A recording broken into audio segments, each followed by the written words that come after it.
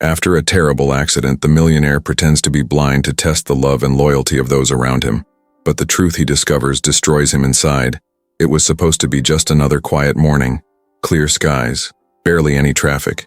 And Ethan Cole was driving his black Range Rover like he always did. One hand on the wheel, the other holding his coffee. He looked like a man who had it all. 35 years old, rich beyond imagination, the head of his own company, and married to a beautiful woman who everyone thought was the perfect wife. From the outside, Ethan's life looked like the kind people only dream about. Inside, though, he had doubts he'd never said out loud. He'd been feeling it for a while. Something didn't sit right.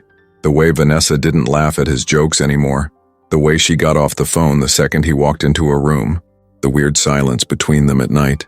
And Jordan, his best friend since college, had started showing up a little too often, always acting extra helpful but never looking Ethan in the eye for long. Ethan wasn't the kind of guy who jumped to conclusions, but his gut told him something was off.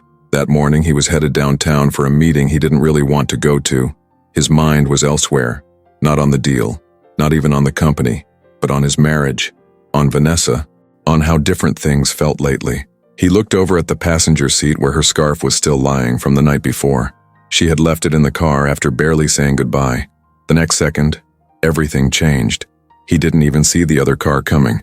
There was a loud screech, the sound of metal tearing, glass exploding, and then the world flipped sideways. It all happened so fast. One second he was thinking about his wife, the next he was upside down, bleeding and surrounded by crushed metal. His head hit the steering wheel. Pain shot through his entire body. He tried to move, but his legs didn't respond right away. He couldn't see clearly, just light, shadows, and blood dripping into his eye. Sirens came fast. Voices shouted. A woman was crying somewhere nearby. He wasn't sure if it was for him or someone else. His ears were ringing. Then someone opened the car door and everything started spinning. At the hospital, time got weird. Things blurred together. Machines beeped. Doctors spoke in low tones. Nurses came and went. Vanessa showed up that evening, pale and quiet. She didn't cry. She just stood by the bed, her face unreadable, holding his hand like she wasn't sure she wanted to be there. He noticed that. When the doctor came in the next morning, he said Ethan had a concussion, a few broken ribs, and a deep cut over his eye that needed stitches.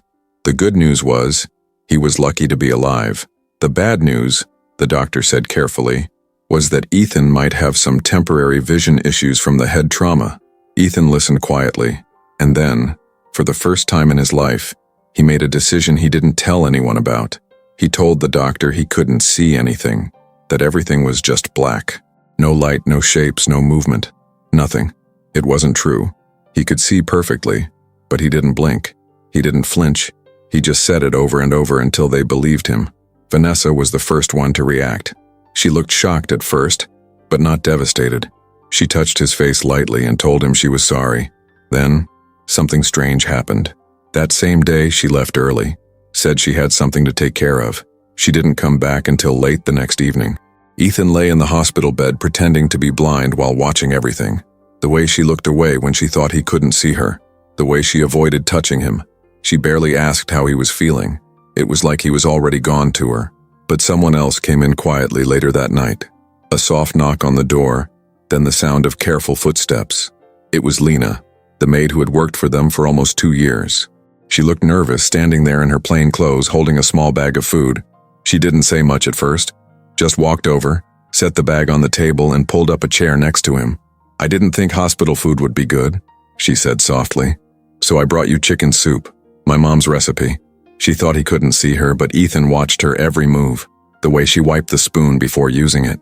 The way she checked the soup's temperature against her wrist. The way she leaned in, careful not to spill anything, and fed him like he was her own brother. He didn't say much, just nodded and said thanks. But something about the way she looked at him made something settle inside his chest. She wasn't fake. She wasn't doing this for attention. She didn't even have to be there. Lena stayed for nearly 2 hours that night, just talking. About little things. Her dad, who was sick back in her hometown. Her part-time classes. How hard it was to save money, but how she tried. She didn't complain. She just talked like someone who'd been holding a lot in for a long time. Ethan listened to every word, pretending to stare into nothing. But inside, he was watching closely. Not just her words, but her heart. That night when she left, She squeezed his hand before going. "I hope you get better," she said. "Even if you don't see me, I'll be around." She walked out and gently closed the door behind her. Ethan lay there wide awake, staring at the ceiling. The beeping machines, the white lights, the fake tears from his wife, the soft care from someone who barely knew him. It all mixed together in his head. That's when he knew. He was going to keep pretending he was blind. He had to know. He needed to see who would love him when he had nothing to offer. No looks, no power, no money, just him. He had to find out the truth. And from that moment on, Ethan Cole's world wasn't about what he could see. It was about what others thought he couldn't. He was done pretending everything was fine. Now he was pretending something else. And the people in his life had no idea what they were walking into. Ethan had only been out of the hospital for 2 days, and already the house felt different. It wasn't just that he was pretending to be blind. It was the way people acted around him now, like he wasn't fully there, like he was furniture, or a chore. Vanessa didn't even ride home in the car with him. She said she had errands and would meet him there. He didn't ask what kind of errands. He just nodded, acting calm, like a man who couldn't see anything. When he stepped inside the house, led by the driver, everything smelled the same. Same furniture, same soft lemon scent Lena used when she cleaned the floors. But the air felt heavier somehow, like the house knew something had changed too. The nurse they hired came that afternoon. A younger guy named Tim. Friendly enough, kept checking in, making notes, asking questions Ethan didn't feel like answering. Tim stayed for a couple hours, showed him where his cane was, how to feel for the couch, how to walk without crashing into walls. Ethan played along. He bumped into a table on purpose, apologized to a chair, kept his eyes just slightly unfocused like someone struggling to understand their new world. That first night, Vanessa barely spoke. She sat on the opposite end of the couch scrolling on her phone, then got up and said she was tired. She went to bed before 9. No goodnight, no kiss, not even a hand on his shoulder. She just left him sitting there in silence. Ethan stayed in the living room for a while. He didn't move, just listened. That's when he heard soft footsteps, not heavy like Vanessa's heels. Lighter, quieter. "Mr. Cole?" It was Lena, peeking in from the hallway. She always used his last name, even though he'd told her 100 times to just call him Ethan. "I just wanted to ask if you needed anything before I head out." He shook his head. "I'm good, thanks." She hesitated. "I made tea, chamomile. Thought maybe it would help you sleep." He nodded. "That sounds nice." She walked in carefully and set the cup on the table near his hand. He waited until she left the room before picking it up and taking a sip. It was hot, not too sweet, and smelled like something peaceful, something safe. He smiled a little to himself. The next morning, Vanessa was already dressed and halfway out the door by the time he came down for breakfast. She told him she had to meet someone about something. Didn't really explain. Didn't look at him much either. He asked her if she could help him find his shoes. She pointed to the corner, said, "They're over there," then grabbed her purse and left. She didn't even seem to realize what she'd just done. Blind man, pointing, not helpful. Lena found him a few minutes later, sitting on the edge of the stairs with one shoe on. "Did she leave already?" she asked. Ethan nodded. Lena didn't say anything, just walked over, knelt down and helped him with the other shoe. Her hands were gentle, careful. She tied the laces, then tapped the top of his foot like she was proud of a job well done. "There, now you're ready." He laughed quietly. "Thanks. I was about to give up and go barefoot." She smiled. "Wouldn't be the worst look. Maybe start a trend." That afternoon, Lena stayed close by, not in a way that felt awkward, just helpful. She guided him to the kitchen, described what food was where, labeled his favorite snacks with raised stickers she bought at the store herself. She didn't ask for extra money. She didn't make a show of it. She just did it. Ethan started noticing all the little things she did, like folding his blanket neatly after he sat on the couch, cleaning his glasses even though he didn't need them, reading out loud the mail that came in without skipping over the boring parts. Her voice was steady and soft, not fake, just real. Vanessa came home late again. No explanation. She was wearing different earrings than she left with. He didn't say anything, just sat on the couch like he hadn't noticed. But he noticed everything. On the third night, he asked Lena if she could read to him. Not work stuff, just a book. She brought one from her own room, a paperback kind of worn out at the edges. It was a romance novel. Not his usual thing, but her voice made it work. She read with feeling, pausing in the right spots, laughing when the characters were ridiculous. He found himself forgetting it was an act. He almost believed he really couldn't see, and that all he had left in the world was her voice. One night, Tim the nurse asked if he could switch schedules to mornings only. Vanessa agreed instantly, saying nights weren't really necessary. She didn't even ask Ethan. That's how Lena ended up being the only one around in the evenings. She didn't seem to mind. In fact, she started bringing her dinner out to the back patio to eat near him while he sat there watching the sunset. He kept his eyes straight ahead, acting like he couldn't see her, but he could feel her presence. It was steady, like she wanted nothing from him except for him to be okay. He was starting to trust her in a way he hadn't trusted anyone in a long time. Then something strange happened. One night, as she cleaned up the kitchen, he overheard Vanessa on the phone upstairs. Her voice was sharp, not the soft, sweet tone she used in front of other people. He couldn't hear everything, but one sentence stuck with him. He's completely useless now. I'm not gonna waste the best years of my life playing nurse. Ethan sat perfectly still. The sound of that hit harder than the car crash. She thought he couldn't hear her. She thought he couldn't see. But even without his eyes, he was seeing more clearly than he ever had. Lena came into the room a little while later, humming to herself, wiping her hands on a towel. He didn't say a word. She sat beside him on the edge of the couch. "Rough day?" she asked. He nodded slowly. "Do you want me to stay a little longer?" He didn't answer right away. Then he said, "Yeah, if you don't mind." "I don't mind," she said. She didn't ask questions. She didn't need to know what was wrong. She just stayed, quiet, solid. And Ethan, sitting there in the dark he had chosen for himself, started to wonder if maybe this was the first time in his life he was really seeing the truth. Ethan had gotten used to pretending he couldn't see, pretending he couldn't tell when someone was lying, pretending he wasn't hurt. The first week back home was quiet, but not in a peaceful way. The silence was the kind that sat heavy on your chest, like a storm was coming. You just didn't know when it would hit. By the second week, Ethan started noticing the routines. Vanessa would leave almost every morning by 10, come back around dinner if she felt like it. She'd give him short updates, ran errands, had a lunch meeting, got stuck in traffic. Always vague, never detailed. Her voice didn't sound excited about anything anymore. Not him, not the house, not even the money. Ethan never asked too many questions. That was part of the game. If he asked too much, it would seem strange for someone who was blind and supposedly helpless. He had to keep it believable. So instead he listened. Every little sound mattered. The way her heels clicked on the tile, the way her keys dropped on the counter when she was in a rush, the sound of her phone always buzzing late at night, followed by the quiet shuffling as she walked out of the bedroom to take the call somewhere else. And Lena, she didn't change. She was just steady. That's the word that kept coming to Ethan's mind. She didn't tiptoe around him or act like he was some broken thing that needed constant comfort. She treated him like a real person, a man who happened to be blind. That was it. She kept him company when she could, helped him without being weird about it, made things easier without making him feel small. One morning, Ethan was sitting in the sunroom pretending to listen to a podcast.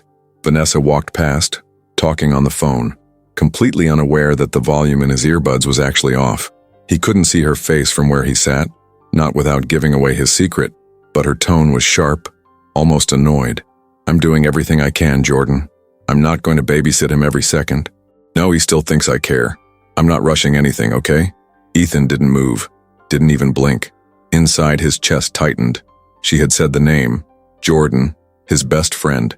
He stayed quiet, listened to the footsteps fade, and for the next hour, he didn't move from that spot. Later that day, Lena came by the sunroom to water the plants. He asked her if she'd seen Jordan lately, just casually, like it was a throwaway question. She looked up, surprised. "Yeah, actually. He came by yesterday afternoon." "Really?" Ethan said, keeping his voice light. "He said he was dropping off some papers. Business stuff, I think." Ethan nodded, pretending to think about it. But inside, his brain was going 1,000 miles a minute. Jordan hadn't mentioned anything. No calls, no texts, no check-ins. Just showed up to the house while Ethan was resting. That night, Ethan asked Lena to leave the patio door cracked open before she went home. Just an inch. He had a feeling. And he was right. Around midnight, he heard it. The creak of the back gate. Soft footsteps. The sound of the sliding door being pushed open carefully. He sat still in his recliner in the dark, pretending to be asleep. Voices came from the kitchen. Quiet at first, then slightly louder. "You said he was asleep," Jordan's voice. Low, confident. He is, Vanessa said. He doesn't hear anything anymore, doesn't even ask where I go. They both laughed. It was the kind of laugh that made Ethan's skin crawl. A bottle was opened, glasses clinked. Then Jordan said, it's kind of sad, watching a man fall apart like that. Vanessa didn't answer right away. Then came her voice, cold and flat. It's not sad. It's just what happens when you're no longer useful. Ethan's jaw clenched, but he stayed frozen. They talked a while longer. He couldn't catch everything, just bits and pieces. Vanessa complaining about the nurse being too nosy. Jordan saying they'd figure out the money part soon. Her saying she didn't want to wait forever. Eventually, the sounds stopped. Jordan left the way he came.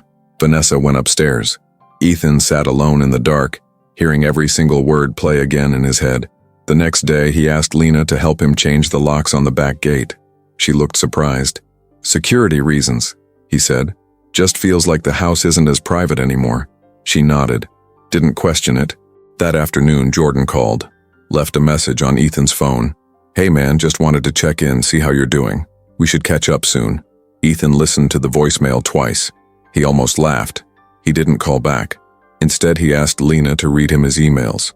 She didn't seem to find it strange. She sat beside him with his tablet and patiently read each message. Work stuff, newsletters, junk mail. Then she stopped. What is it? He asked. Just something weird. Looks like a hotel confirmation, but it's not in your name. It was forwarded from Vanessa's email to a folder called Travel Stuff, but it's only for one person. The last name is Davis. Jordan Davis. Ethan took a slow breath. He felt like his entire body was shaking on the inside, but outside he stayed calm. He thanked Lena, told her she could stop for the day. She hesitated. Are you okay? Yeah, he said quietly. Just tired. That night, he didn't sleep. He sat in the dark again like he always did, pretending to be blind, pretending not to see the truth. But the truth was closing in, and behind every closed door in that house, something was breaking. Ethan started counting the minutes Lena spent in the room. Not in a weird way. He didn't even know he was doing it at first, but it became clear after a while. When she walked in, the house felt less heavy. When she left, it went back to feeling cold again. She had this quiet way of being there without hovering, like she knew exactly how close to stand, how to offer help without making him feel helpless. She didn't treat him like a patient. She didn't treat him like a project. She just treated him like Ethan. Most evenings, Vanessa was gone, either out somewhere or upstairs behind a closed door. She barely even looked at him anymore. A few short words here and there. Do you need anything? Did you take your meds? I'll be home late. Sometimes not even that. There were nights Ethan didn't hear her voice at all. But Lena? She stayed. She started doing little things that no one asked her to do, like organizing the kitchen drawers so he could find stuff by feel. She labeled everything with Braille stickers she ordered herself. She even put a little raised dot on the microwave button so he wouldn't have to guess what he was pressing. She never made a big deal about it, never tried to show off. She just did it quietly, like it was normal. One evening, Ethan was sitting in the living room when she walked in holding a tray with 2 mugs. One for him, one for her. I figured we could both use a break, she said, handing him his cup. He took it, smiled. What is it? Hot chocolate. Don't laugh. It's the only thing I make better than coffee. He chuckled. I could use something sweet. They sat in silence for a bit, just sipping. She didn't ask questions, didn't press him to talk. She just sat beside him, relaxed. It was the first time in weeks Ethan didn't feel like he had to pretend, like he could just be. She turned on some soft music, old pop songs, nothing dramatic, and leaned back on the couch. I used to think silence was uncomfortable, she said. Like if no one was talking, something was wrong. But now I kinda like it. Ethan nodded. Silence tells you more than words sometimes. She looked at him and smiled. Yeah, it does. After a while, she stood up to go. But just before she left the room, she turned and said, If you ever want me to stay longer, I don't mind. It's not a bother. He didn't answer right away. He wasn't used to someone offering themselves without wanting anything back. Thanks, he said quietly. I'll let you know. The next day, Lena showed up with a small radio. She placed it in his bedroom and tuned it to a local station with slow music and late-night talk. Thought you might like some company when the house goes quiet, she said. Ethan reached out, touched the top of the radio and smiled. You always think of everything. She shrugged. I just pay attention. That stuck with him. One morning, Ethan was sitting out on the patio when he heard the door open behind him. It was early. Too early for Vanessa. He expected Tim, the nurse, but it was Lena. "Hey," she said. "Didn't think you'd be up this early." He smiled. "Couldn't sleep." She pulled out a chair and sat down beside him. The sun hadn't fully come up yet. The sky was still gray, like it was stretching awake. "I used to watch the sunrise with my dad," she said out of nowhere. "Back when he could still get out of bed. He'd make coffee and we'd just sit there, not saying much." Ethan turned his head slightly toward her. "Is he sick?" She nodded. "Yeah. He's been in and out of the hospital for a while now. Some days are better than others." There was something in her voice when she talked about her dad. Not sadness exactly, more like weight. Like she'd been carrying this for a long time without help. "I'm sorry," he said. She gave him a small smile. "Thanks. It's okay. We get through it." They sat together until the sky started to turn orange. That was the first time Ethan asked her to stay for breakfast. Not as a maid, just as someone to talk to. Vanessa didn't come downstairs that morning. Over the next few days, Ethan started leaning on Lena more. Not because he had to, but because she made things feel easier. She reminded him where he'd left his book. She made meals that were actually good. She even helped him relearn how to move around the house without bumping into stuff. Not once did she act like she was too busy. Not once did she make it seem like she was doing him a favor. She just showed up. Every single day. One night he was in the living room sitting quietly when he heard her come in through the front door. She sounded out of breath. "You okay?" he asked without turning toward her. "Yeah," she said, dropping her bag on the floor. "My bus was late and I didn't want you to be alone too long." Ethan tilted his head. "You rushed here for me?" "Of course," she said, like it was obvious. That night she made grilled cheese sandwiches and tomato soup. Simple, warm, familiar. They ate together at the kitchen table. She talked about her childhood, how she used to help her mom clean houses during summer break, how she always wanted to go to school full-time but couldn't afford it, how she got the job at Ethan's house almost by accident and thought she'd only stay a month or two. "You're still here," he said. She smiled. "Yeah, I guess I never left." They both laughed. Later that evening, when she stood to leave, Ethan reached out and gently touched her wrist. "Thanks for being here," he said, softer than he meant to. She looked at him, her eyes kind, steady. "You're not alone, Ethan." Then she walked out of the room. He sat there long after she was gone, thinking about that sentence. "You're not alone." No one had said that to him in a long time, maybe ever. He closed his eyes and let himself believe it, just for a little while. Ethan was sitting in the kitchen pretending to feel around for the sugar bowl when Lena's voice called from the front hallway. Mr. Cole, you've got a visitor." He turned his head toward the door like he was surprised. "Who is it?" Before she could answer, a loud voice boomed from the entrance. "Don't tell me you're already replacing me with a new best friend." It was Jordan. Ethan kept his body still, hands gripping the edge of the counter. He knew that voice anywhere. Confident, smooth, a little too loud for no reason. Jordan always had that energy.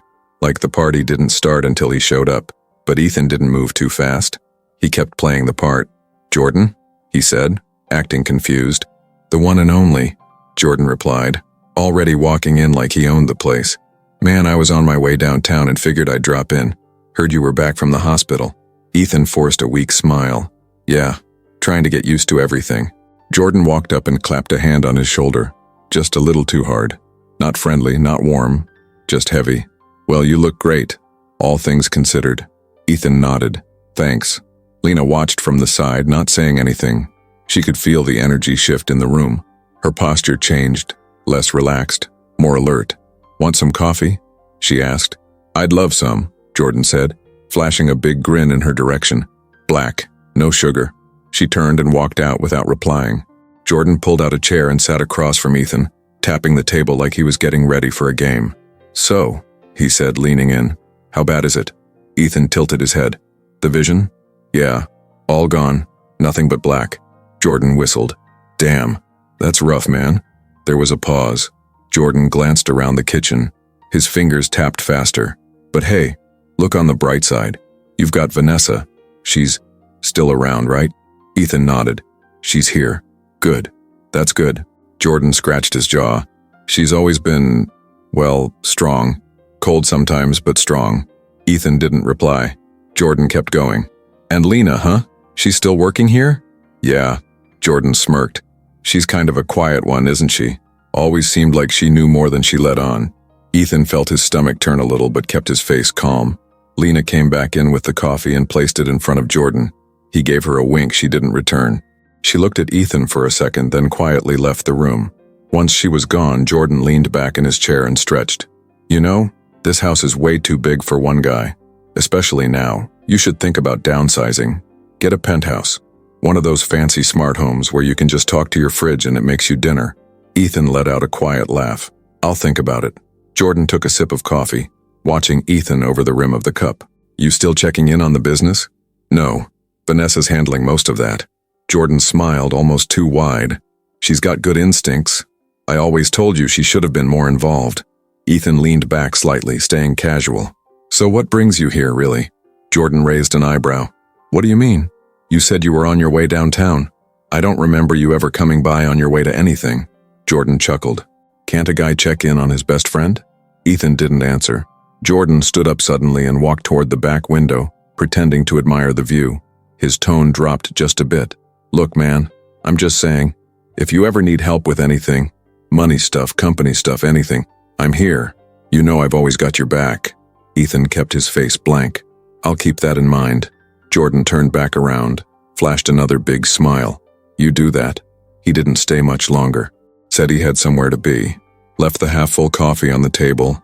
Gave Ethan a pat on the back that was more like a shove. After the door closed behind him, Ethan sat there for a long time, the fake smile gone from his face. Lena walked back in quietly and started clearing the table. Something off about him? She asked softly, like she already knew the answer. Ethan didn't say anything at first. Then, he used to be my best friend. Used to be? She asked, raising an eyebrow. He shook his head. I'm not sure anymore. That night, Ethan couldn't stop thinking about the way Jordan acted, the too big smile, the comments about Vanessa, the sudden visit out of nowhere. It wasn't just weird. It was planned, and he could feel something coming. The next morning, he woke up early and asked Lena to help him into the study. He pulled out his laptop and told her he wanted to start recording audio notes. Just to keep his mind sharp, he said. But really, he wanted to document everything, every conversation, every visit, every word. He had to be ready. The house felt different now, more tense. He could hear it in the way Vanessa walked, in the way she and Jordan talked on the phone, always whispering, always going outside. They didn't know he could hear them from the upstairs vent. They didn't know he was paying attention. Jordan came back 2 more times that week, always when Vanessa was home. Never when she wasn't. Each time he stayed a little longer, made himself more comfortable, and each time Lena watched him like a hawk. One afternoon she pulled Ethan aside. Do you want me to say something? No, he said quickly. Not yet. She nodded, but her face stayed tight. I don't trust him, she said quietly. Neither do I. They stood there in silence, both of them knowing the same thing. Jordan wasn't there to check in. He was there to take something. And Ethan wasn't going to let him do it without seeing exactly who he really was. The morning started like most others. Ethan woke up early, even before the sun was fully up. His body was still on edge, like it hadn't gotten the memo that it was supposed to be resting. Maybe it was the stress. Maybe it was the act, pretending every second of every day that he couldn't see, couldn't read the room, couldn't smell the lies creeping through the walls. He was sitting on the edge of his bed listening to the soft hum of the air conditioning and the occasional creak of the old wood floors. Then something hit him. Not sound, not touch, a smell, cologne, not his. It was strong, fresh, familiar. He sat up straighter, took another breath. It was Jordan's, the same cologne he always wore. Expensive, loud, the kind you could smell before someone even opened the door. And now it was floating in his bedroom. Faint but fresh enough to mean one thing. Jordan had been in there. Ethan turned his head toward the doorway, heart thumping just a little faster. Vanessa had told him she was out most of the day yesterday. She hadn't mentioned Jordan visiting. No reason for him to be upstairs. Definitely not in the master bedroom. But the scent didn't lie. He didn't say anything about it. Not right away. Instead, he got up slowly and moved through the room, touching the edge of the dresser, the closet door, the bed frame, all while thinking about what could have happened while he was downstairs resting. At breakfast, Vanessa was unusually chipper. She poured him coffee, offered him toast, even sat at the table for a few minutes instead of disappearing right after. You sleep okay? she asked, buttering her own toast like she hadn't done anything. Yeah, he said casually. Room smelled different this morning. She looked up for half a second, then down again. Probably the new fabric spray I bought. I tried it on the sheets. Ethan didn't flinch. Smelled like someone's cologne. She smiled lightly, not missing a beat. You've got a sensitive nose these days. He nodded. Guess so. That was it. She didn't ask any more questions, didn't explain further. Just finished her breakfast, stood up, and said she had errands. Again. As soon as she left, Ethan went to the guest bathroom and pulled open the cabinet under the sink. That's where Lena kept the cleaning supplies. The smell of lemon and bleach hit him fast. He knelt down slowly and reached toward the back, feeling around for what he knew had to be there. Sure enough, behind a basket of paper towels, he found it. A small, expensive glass bottle with a silver top. Jordan's cologne. He picked it up carefully and held it to his nose. One sniff, and it was confirmed. Same smell as this morning. Same smell that didn't belong anywhere near Ethan's bedroom. He set it back exactly where he found it and sat down on the edge of the tub, thinking. Jordan wasn't just visiting. He was comfortable here. Too comfortable. Later that afternoon, Lena came into the study holding a small laundry basket.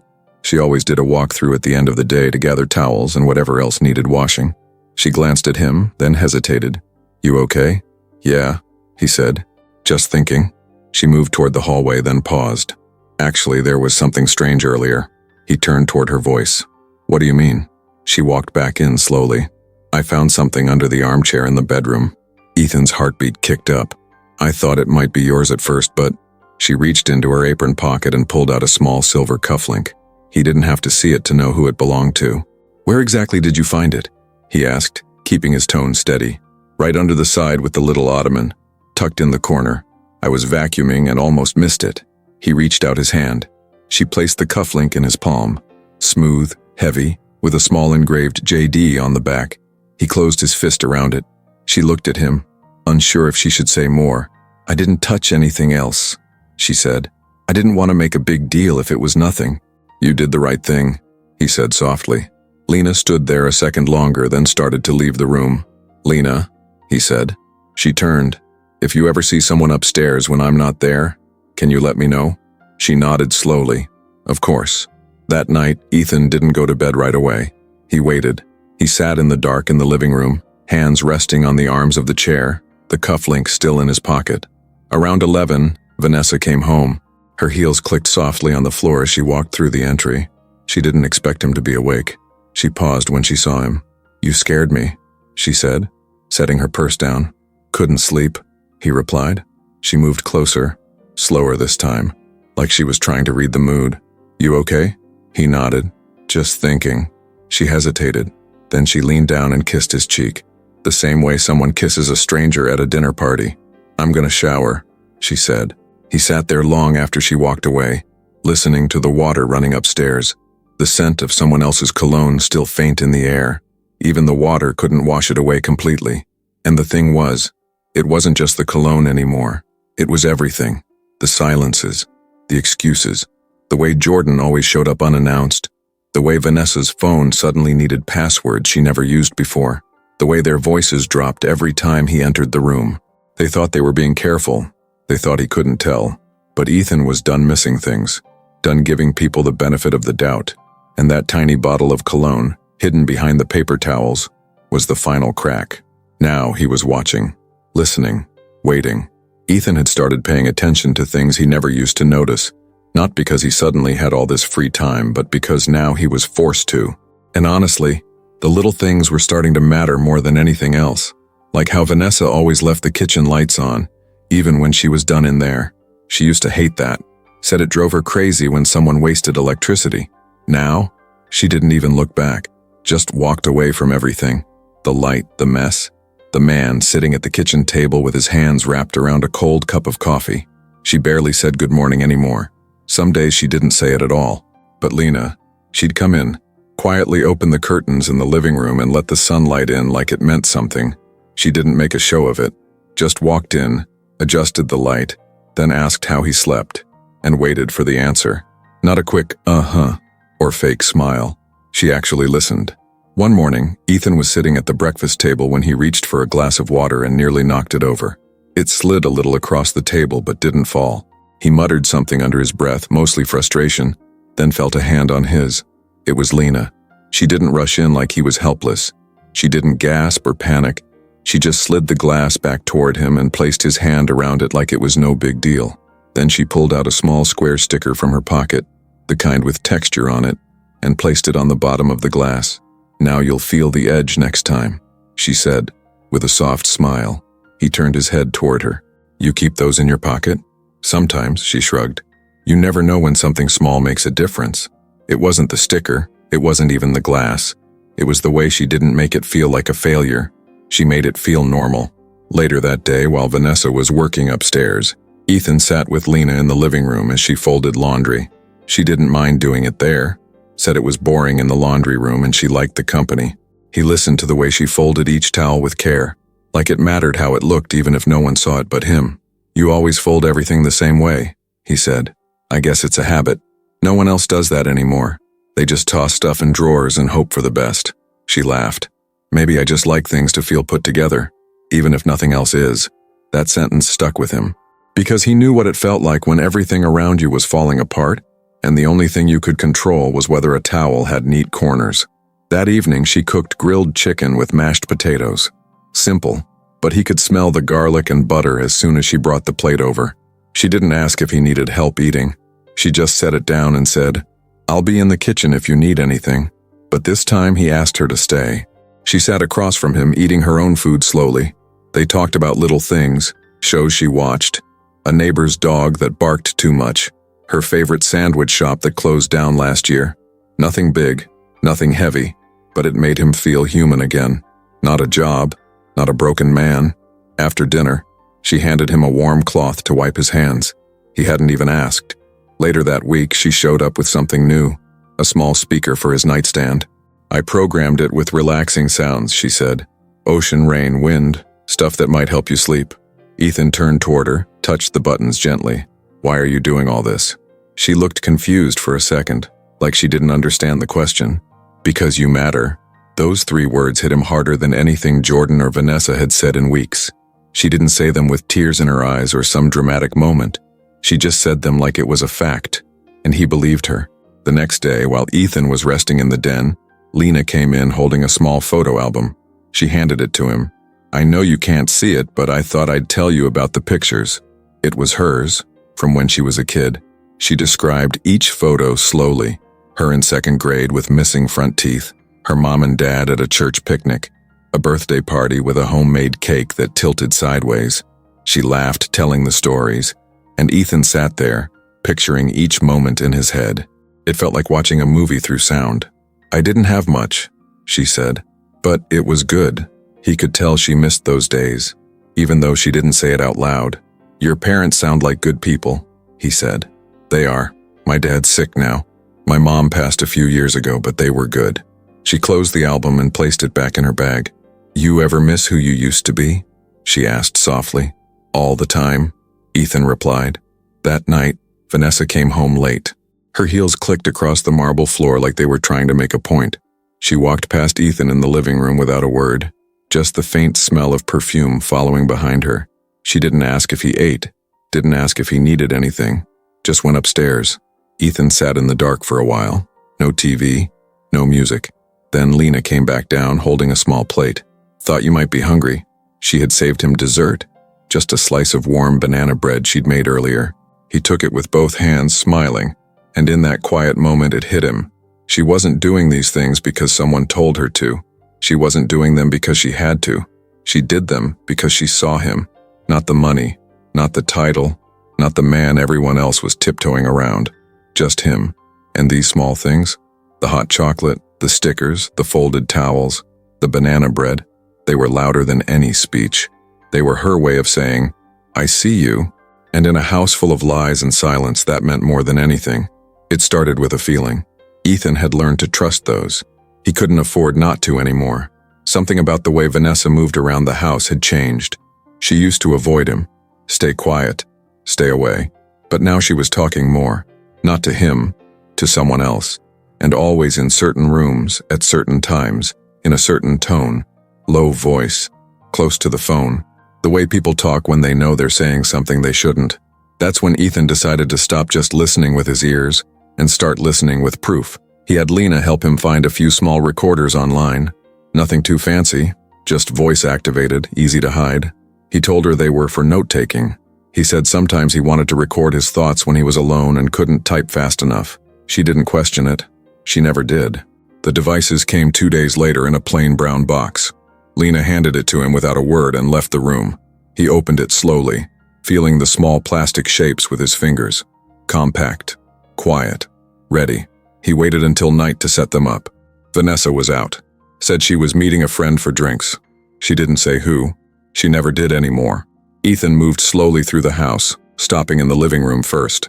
He knew she talked there the most. Always late at night, lights dimmed, phone glued to her hand. He slipped the recorder under the couch, close enough to the coffee table to pick up her voice, but hidden behind the leg where no one would see it. The second one he put near the bar cart. She always hovered there when Jordan visited. And the last one, upstairs just outside the bedroom, under the hallway table. It was risky, yeah, but he didn't care. Not anymore. By morning, he had 3 full recordings. He waited until Lena arrived before checking them. She was wiping down the kitchen counters when he asked her for a favor. "Can you help me with something in the study?" She followed him in, and he closed the door behind them. "I need you to listen to these," he said, placing the small devices on the desk. She looked at them, then back at him. "Are these?" He nodded. "From last night." She hesitated. "You sure you want to hear it?"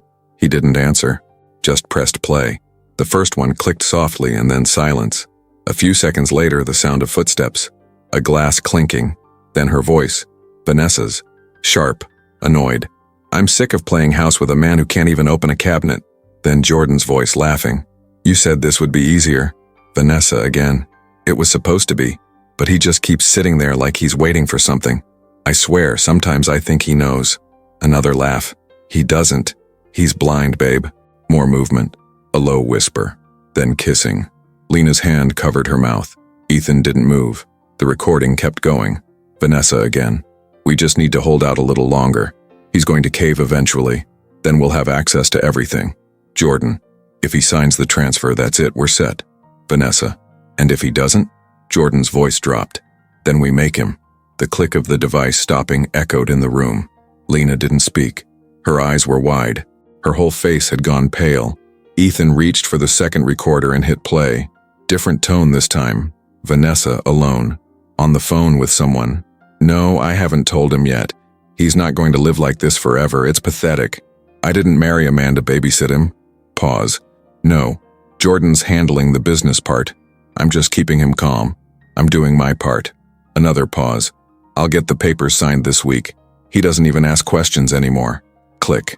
Ethan sat back in the chair. The air in the room felt thicker now. Lena finally spoke. "I don't know what to say." "You don't have to say anything," Ethan replied.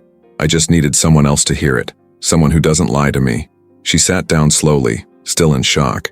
"What are you going to do?" Ethan looked at the tiny black recorder in his hand, then stared straight ahead. "I'm going to let them keep talking." For the next few days, he didn't confront anyone. He didn't change his routine. He stayed calm, kept his movements slow, kept playing the part. Every night, more recordings.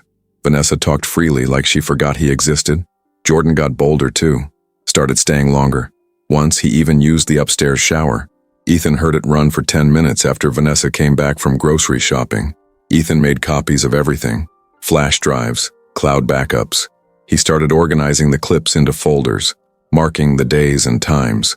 He showed Lena how to do it too, just in case. "If anything happens," he told her one night, "you know where it all is." She looked at him with this sad kind of worry. "Don't talk like that." "I'm serious." She nodded slowly.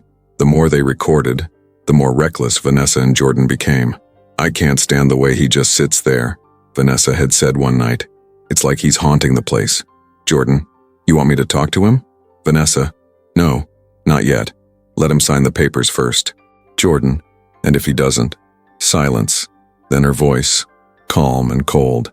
"Then he's not useful to me anymore." Ethan paused the audio. He didn't need to hear the rest. He could feel it already. The end of whatever their marriage was supposed to be. It wasn't about love. It wasn't even about respect. It was just a transaction. And now that he wasn't part of the deal anymore, She was ready to cash out. He didn't cry. He didn't scream. He didn't even flinch. But something shifted in him that night. Something final. Because now it wasn't just about catching them. It was about choosing how he was going to end it. The house was quiet that night. Too quiet. Not peaceful. Not the kind of quiet that lets you rest. The kind that makes you think. The kind that doesn't let you breathe right. Ethan sat in his bed, wide awake. No lights on, no sound from upstairs. No Lena in the hall folding laundry like she usually did around this time. Just the steady tick of the old wall clock and the low hum of the air conditioner.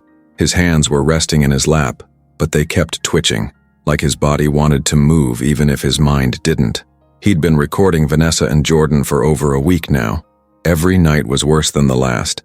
He had folders filled with clips of them talking about him like he was furniture.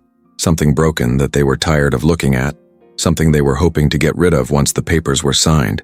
But even with all the proof, even after hearing her voice say things he never thought she could say, a part of him still felt stuck, still frozen.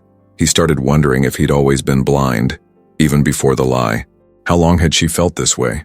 How long had she been planning her exit? Had Jordan always been in the picture, or was it something new? Had Ethan missed the signs because he didn't want to believe it?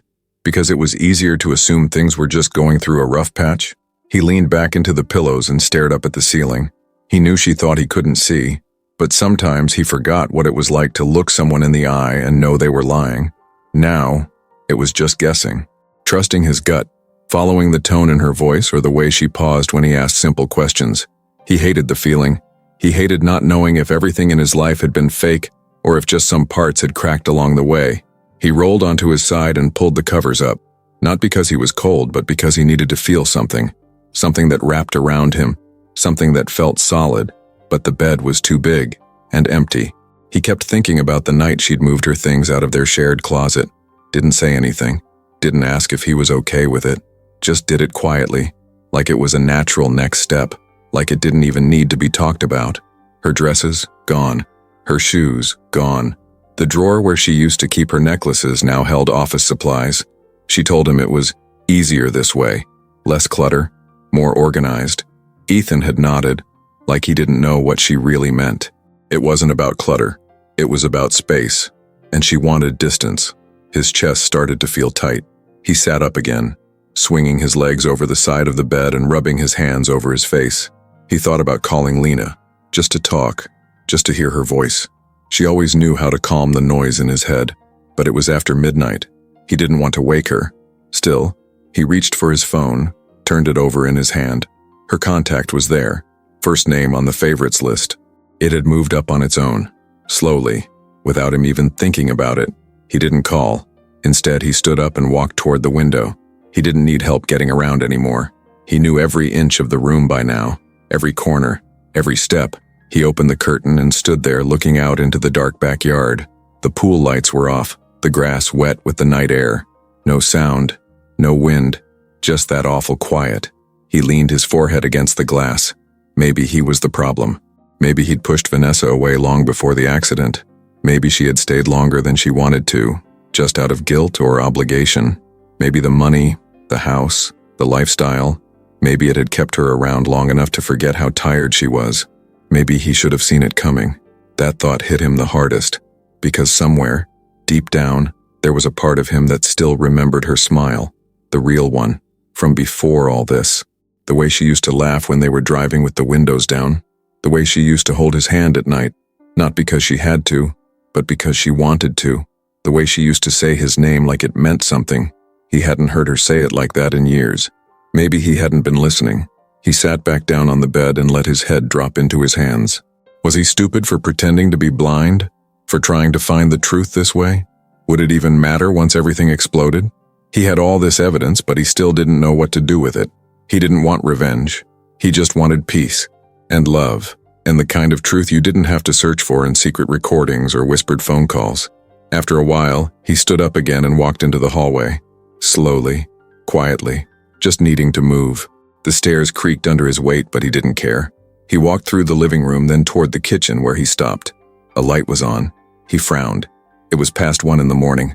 Vanessa was already asleep. There shouldn't have been a light on. Then he saw her. Lena. She was sitting at the table with a mug of tea, notebook open in front of her, pen in hand. She looked up, surprised. "Ethan?" He blinked. "What are you doing here?" She smiled softly. "Couldn't sleep. Figured I'd finish the schedule for next week." He didn't move. "You want company?" she asked, motioning to the chair across from her. He nodded and sat down. They didn't talk right away. She pushed the extra mug toward him, already full, already warm. He looked at her, confused. "I thought you might come down," she said. "You've been pacing upstairs for an hour." He laughed under his breath. "You heard that? I always hear you when you're overthinking." He sipped the tea slowly, the warmth spreading through his chest. They sat there in the quiet for a long time, and without meaning to, he said it. "I don't know who I am without her." Lena looked at him, really looked at him. "You're still you." He shook his head. "I'm not sure that's enough anymore." She leaned in, resting her elbows on the table. "It's not about who stays when you're at your best. It's about who sees you when you're broken, and doesn't flinch." He stared at her.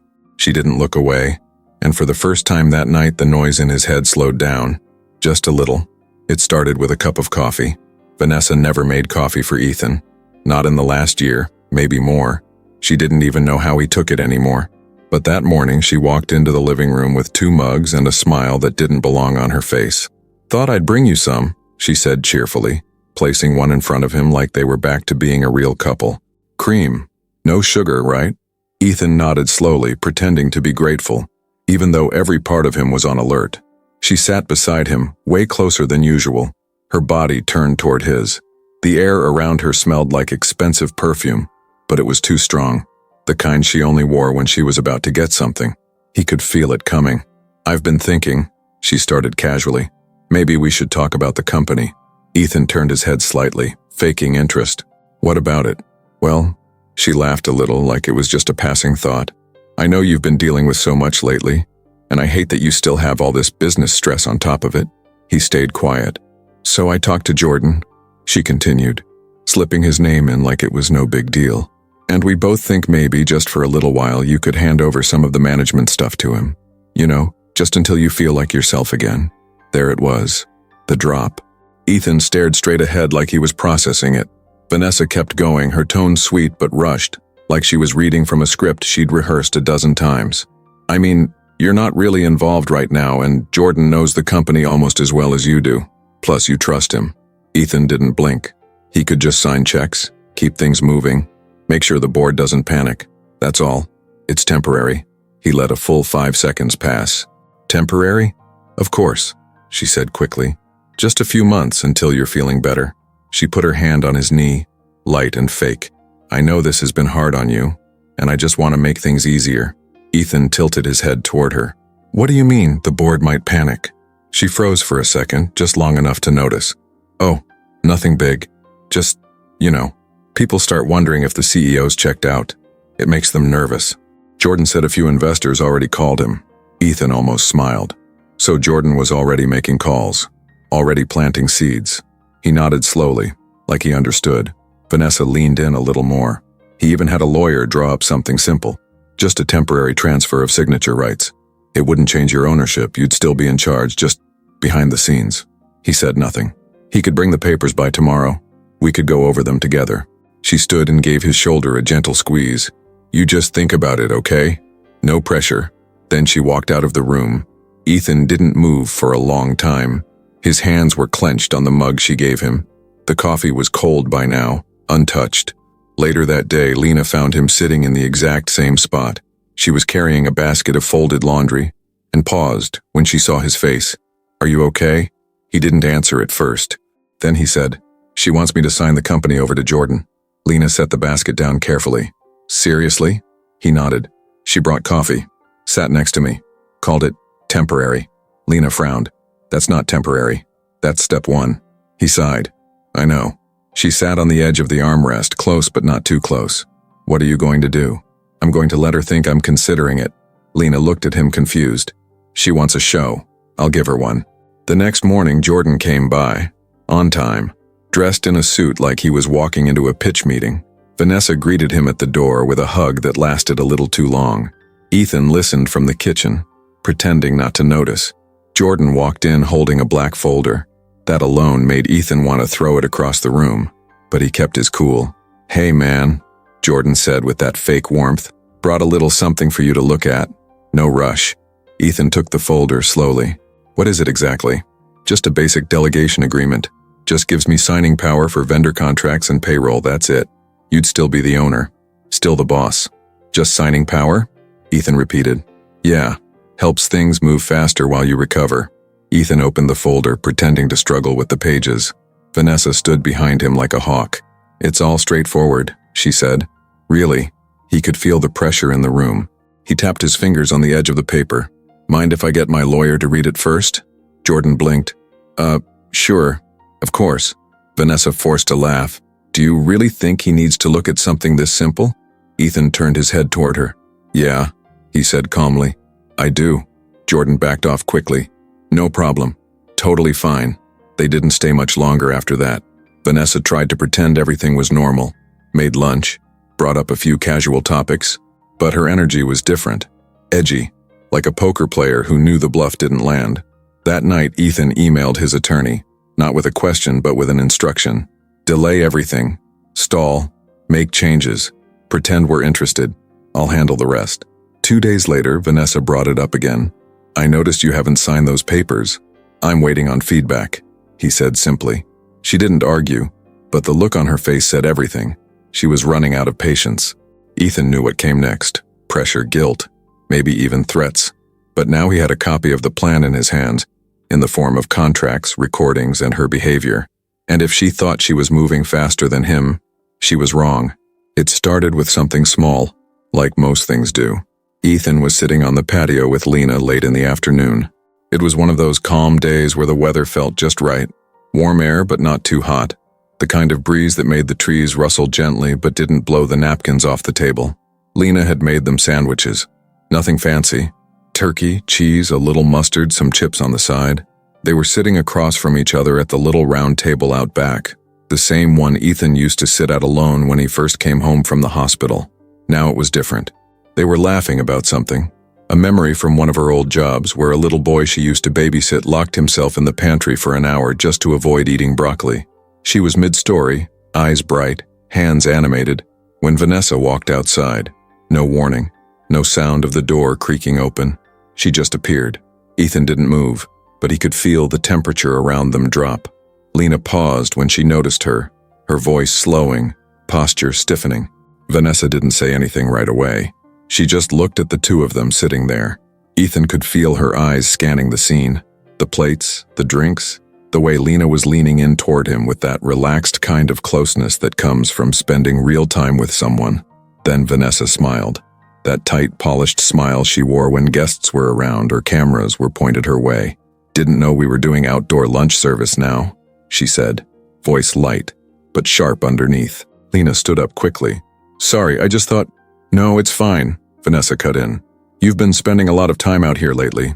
I guess I should have expected it. Ethan kept his face still, but inside he was watching every move. Lena gathered the dishes without another word. I'll take these in, she said, her tone quiet. As she passed Vanessa, there was a split second of eye contact.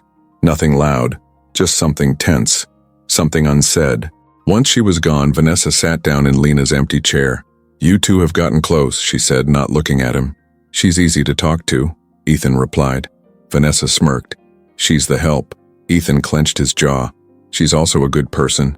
Vanessa looked at him, expression unreadable. Just be careful, she said, almost like a warning. People like her get too comfortable and start thinking they belong. Ethan turned his head slightly. Maybe she does. Vanessa didn't answer. She stood up again, her voice cool and fake. Well, I'll let you two get back to your bonding time. She walked off without waiting for a reply. That night, Lena was quieter than usual. She didn't stay after dinner, just cleaned up, checked the locks, and said she had a lot to do in the morning. Ethan caught her by the hallway. Are you okay? She nodded quickly. Yeah, just tired. He didn't believe her, but he didn't push. The next morning, something changed. Vanessa was downstairs before Lena.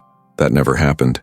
She was standing in the kitchen, hair done, makeup perfect, like she had somewhere to be even though she didn't. Ethan sat at the table like usual, waiting for the coffee Lena always brought him. But Vanessa beat her to it. She placed the mug in front of him with a smile that didn't match her eyes. Thought I'd help today. Ethan thanked her, but the coffee was all wrong. Too bitter. No cream. But he drank it anyway. Lena came in a few minutes later, confused for just a second when she saw the mug already in front of him. Vanessa glanced over her shoulder. "Oh, I've got it covered this morning." Lena didn't say anything, just nodded and walked past them toward the laundry room. The rest of the day felt off. Vanessa kept hovering, in the hallway, near the living room, even pretending to wipe down the counters when Lena was in the kitchen. At one point, Ethan heard Vanessa in the pantry talking loud enough for Lena to hear. He's been letting her stick around too much. She's not family, she's staff. There's a difference. It wasn't even a whisper. That afternoon, Lena took an early break. Didn't come back until after dinner. Ethan waited for her in the living room. When she came in, she looked tired. Not physically, just drained. He turned toward her as she passed. "You okay?" She stopped. "Can I ask you something?" she said. "Of course. If I ever make you uncomfortable or if I cross a line, will you just tell me?" He frowned. "What are you talking about?" "Vanessa," she said softly. "She cornered me earlier, said I was forgetting my place, that I needed to remember what this house is." Ethan felt his blood heat up. "She said that to you?" Lena nodded, her eyes not meeting his. "I don't want to be a problem. I just wanted to help." He stood up. "You're not the problem." She looked at him, unsure. "You're the only thing that still feels honest in this house." They stood there in silence. Then, without a word, she turned and walked back toward the guest room. That night, Vanessa came into the bedroom later than usual. "I think we should talk," she said. Ethan didn't say anything. "I don't like the way she's always around. She lives here."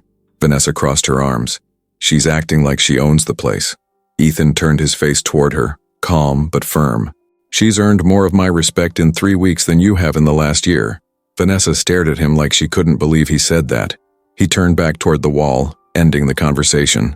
But inside, he knew it was already over. The jealousy had finally cracked through her polished act. And the thing about jealousy? It doesn't hide forever. It always shows. It was a Tuesday night, and Ethan was sitting in the garden alone. He'd started going out there after dinner just to breathe. Something about the air felt easier outside. The silence didn't press so hard on his chest, and the walls weren't listening the way they were inside the house. He liked the smell of the grass, the sound of the trees shifting when the wind passed through. Out here, everything felt more real. He had his phone in his hand, headphones in, but no music playing. He wasn't ready to listen to anything. His mind was too full. From across the garden, just past the row of tall bushes, he heard a voice. Quiet, tired, someone on the phone. It was Lena. He couldn't see her, and she had no idea he was there. Her voice was low, like she didn't want anyone inside the house to hear. "I know, Dad. I'm doing my best, I swear." There was a pause. Her voice cracked slightly. "No, I haven't sent the money yet. The clinic called me again, but I need a few more days." Ethan stayed frozen. He wasn't trying to spy. He just couldn't walk away. "I can't ask them for more hours," she continued. "If I work too much, they'll start asking questions." Another pause. "No, I'm not going to tell them what's going on. It's not their problem." Her voice dropped even lower. "I'll figure it out, okay? I always do." She stayed on the phone for a minute longer, then ended the call and sat down on the edge of the stone bench near the tree. He could hear her breathing. Slow, shaky. That's when Ethan stood up. He didn't want to scare her, so he stepped into the light slowly, making just enough noise so she'd know someone was coming. She turned quickly, startled. "Mr. Cole, I didn't know you were out here." "Ethan," he said gently, "I've told you 100 times." She forced a small smile. "Right. Sorry." There was an awkward pause. "I didn't mean to eavesdrop," he said, "but I heard a little." Lena's face shifted. Not annoyed, just embarrassed. "I didn't mean for you to hear that." He walked over and sat down on the bench beside her. "You don't talk about yourself much." She looked down at her hands. "There's not much to say." "I don't believe that." She stayed quiet for a moment, then sighed. "My dad's sick," she said finally. "Kidney failure. He's on dialysis 3 times a week, sometimes more." Ethan didn't speak. He let her talk. "I send what I can, but it's not enough. He doesn't have insurance. My mom died 3 years ago, and it's just been me since then. I've got cousins, but they don't help. They say they have their own problems." Ethan listened, heart heavy. "He's in a small clinic back home. They're decent, but they need payment up front. No delays, no payment plans. Just straight cash." She looked up at the sky like she was trying not to cry. I pick up cleaning jobs when I can. Weekends, nights. I don't sleep much. I tell myself it's temporary, but sometimes it doesn't feel like it. Ethan wanted to say something, anything, but he didn't want to ruin the moment. I never wanted you to know, she said quietly. You've got enough going on. He shook his head. You've been carrying this alone? She shrugged. What choice do I have? He reached into his pocket, pulled out his phone, and opened the banking app. He didn't care about the money. Not anymore. How much does he need? Lena's eyes widened. No, please don't. Lena, I mean it, she said firmly, voice breaking. Don't do that. I'm not here for that. He paused. I know you're not. She stood up and started to pace, holding her elbows, looking like she wanted to disappear. I've been around rich people before. They're always nice when they're bored, when they're lonely, or when they want to feel like good people for a few minutes. But when they're done, when things go back to normal, they don't look at you the same. I don't want to be one of those people they helped once. Ethan stood too. You're not. She looked at him, eyes glassy. I clean your floors. I make your meals. I fold your clothes. That's all I'm supposed to be here for. He stepped closer. You're the only person who stayed when I couldn't give anything back. You didn't ask me for a dime. You were here when I had nothing. Her breath caught in her throat, and she looked away quickly. I don't want your money, she whispered. I know. They stood there in silence for a long time. Then she said something he didn't expect. I used to dream about being a nurse. I even started classes once, but when my dad got sick, I dropped out. He needed me more than the dream did. Ethan's voice was soft. Do you still want that? She didn't answer right away. Sometimes, but I don't think people like me get to chase dreams. We just survive. He shook his head. You deserve more than that. She turned away, wiping at her eyes quickly. Anyway, sorry, she said, trying to laugh it off. I didn't mean to dump all that on you. It's been a long week. Ethan watched her closely. You're not dumping anything. You're letting someone in. She met his eyes, really met them, and for a second neither of them looked away. I should go inside, she said softly. Yeah. She started to walk toward the house, then paused. Thank you for not making me feel small. He nodded. You're anything but. She disappeared through the door, and he stood there under the dim garden lights, thinking about everything she had said. All this time, while he was pretending to be blind just to find the truth had been sitting beside him, holding it all in, and she never once asked for help. She just kept showing up, quiet, strong, loyal, and now he saw her more clearly than ever. Ethan woke up that morning already feeling it, that pressure in the air like something was coming. He didn't know when or how, but he knew it wasn't going to be good. Something had shifted in Vanessa. She wasn't pretending as much anymore. She was still polite, still doing the bare minimum, but the fake warmth was fading fast. He sat in the living room around 10, sipping his coffee while Lena tidied up the bookshelves. She didn't ask questions. She knew his mind was somewhere else. Then came the knock on the front door. It was sharp, not the usual polite tap. Lena looked over. You expecting someone? No. She walked over and opened it. Jordan. Ethan didn't move, just kept staring forward like he hadn't heard. But the moment he smelled that cologne, he knew. Jordan stepped in, loud as ever. Morning, buddy, he said with too much cheer. Thought I'd swing by, see if we could go over those papers again. Ethan turned slowly toward the voice. Didn't we agree my lawyer would look over them first? Jordan laughed. Yeah, but the guy's been taking forever. We just thought maybe if we did it together it might go faster. Ethan tilted his head. We? Vanessa stepped in from the hallway. She hadn't said a word until now.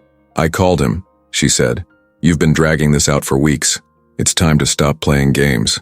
Lena froze halfway through putting a book back on the shelf. Ethan kept his tone calm. I'm not playing anything. Vanessa crossed her arms. You're stalling, and honestly it's starting to look suspicious. Jordan stepped forward, voice a little lower now. Look, man, I get it. This hasn't been easy for you, but you need to think about what's best for the company. And yourself. Ethan didn't respond right away. Jordan kept going. Delays make investors nervous. Nervous investors pull out, and when they pull out, the whole structure gets shaky. You don't want your name on a sinking ship, do you? There it was. The threat, dressed up like advice. Ethan gave the tiniest nod. I'll think about it, he said quietly. Vanessa's voice turned sharper. That's not good enough. We've given you time. You can't sit here forever waiting for things to magically fix themselves. Lena stepped in then, quietly, but clearly. He's allowed to take the time he needs. It's his company. Jordan turned to her, annoyed. Can you give us a minute? Ethan spoke before she could move. She stays. Jordan smiled, but it didn't reach his eyes.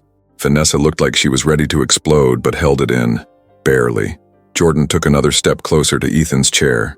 I'm saying this as a friend, man, he said, dropping the nice guy act just a little. You keep dragging this out and people are going to start asking questions. Real ones. The kind that hurt reputations. Ethan stayed calm. And what exactly do you think they'll find? Jordan hesitated for a second, like he hadn't expected that response. Vanessa stepped in. Enough, Jordan. Let's go. Jordan looked at her, then back at Ethan. Think fast, buddy. Time's not on your side. Then they left. The door closed behind them. Hard. The silence that followed was thick. Lena looked over at Ethan. They're getting nervous. He nodded. That was a warning, she said. Yeah. She came over and sat across from him. You still sure about this? About dragging it out? He looked straight ahead, his voice low. I want to see how far they'll go. Lena sat quietly for a moment, then said, They're going to push harder. I know. You're not scared. He didn't answer at first. Then, I've been scared for weeks, but this isn't about fear anymore. It's about truth. She nodded, understanding. That afternoon, Ethan made another call to his attorney. Send a revised version of the agreement, he said. One that looks real but delays everything. Got it, the lawyer said. That evening, Vanessa came home earlier than usual. She didn't say hi. She didn't ask if he needed anything. She just dropped her purse on the counter and opened a bottle of wine. Ethan could hear the glug of it pouring into the glass, the heavy silence behind it. She stood in the kitchen for a while, sipping, not saying a word. Then she walked over to him. I talked to Jordan, she said.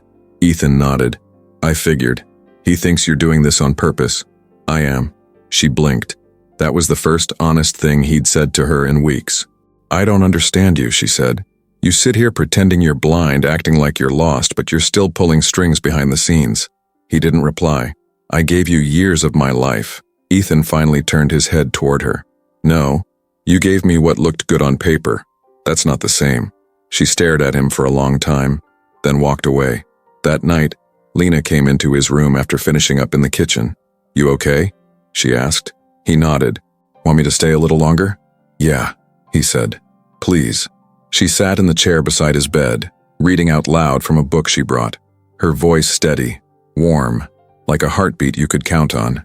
And as she read, Ethan thought about Jordan's voice in his head, about Vanessa's threats, about how easy it would be to sign everything and disappear. But he wasn't ready to disappear. Not yet. Not until they showed their true face. And they were close. He could feel it.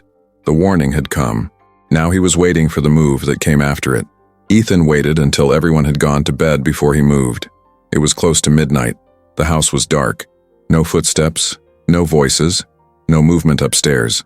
Lena had already said goodnight an hour earlier. He'd heard her door shut, soft like always.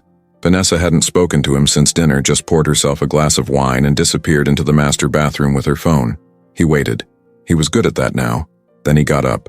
Every step was slow, careful. He didn't turn on any lights. He didn't need them.